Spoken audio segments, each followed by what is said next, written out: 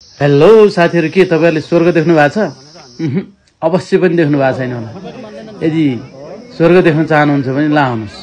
म तपाईलाई साच्चै नै स्वर्ग त होइन, तर स्वर्ग जस्तो लाग्ने एकदम रमाइलो ठाउँ देखाउँदै छु। ल भिडियो अन्तिमसम्म हेरेर साथ दिनु होला है त। यो तपाईहरुले देखिरहनु भएको मन्दिर काभ्रेपलाञ्चोक जिल्ला पनौती नगरपालिका वडा नम्बर 6 मा रहेको शारदा देवीथान मन्दिर हो। यो मन्दिर एकदम हाइटमा रहेको छ र एउटा किल्लामा अवस्थित रहेको छ। यो मन्दिरमा श्रद्धालु भक्तजनहरू दर्शन गर्नको लागि घण्टौं हिँडेर जाने गर्दछन्। विशेष गरी दशैंको बेला यो मन्दिरमा अत्यधिक भिडभाड लाग्ने गर्दछ। यो देवीथानको दर्शन गर्यो भने आफूले मनले चाहेको पुग्छ भन्ने जनविश्वास रहेको छ। त्यसकारणले गर्दा घण्टौं हिँडेर भए पनि श्रद्धालु भक्तजनहरू जाने गर्दछन्।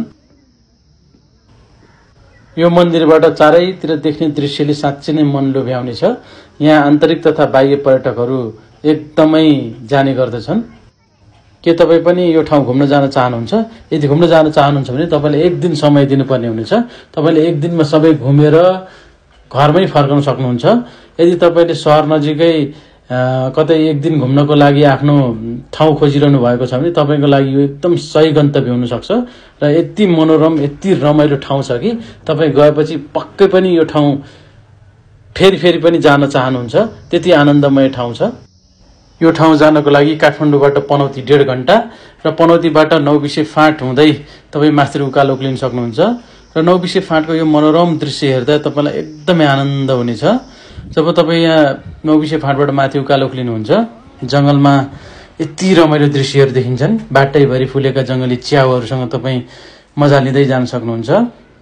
बाटोमा फुलेका जंगली च्याउहरूसँगै रमाइलो गर्दै गर्दै र त्यहाँ फुलेका फलहरू पनि टिप्दै तपाई माथि अगाडि बढ्नुहुन्छ। जब अगाडि बढ्दै जाँदाखेरि तपाईले त्यहाँ मदन आश्रित पार्क देख्नुहुन्छ। अनि मदन आश्रित पार्क सँगसँगै त्यहाँनेर एउटा पिकनिक स्पट पनि देख्न सक्नुहुन्छ।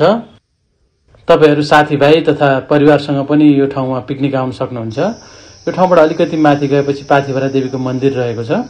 यो मन्दिर पनि एकदम हाइटमा रहेको छ।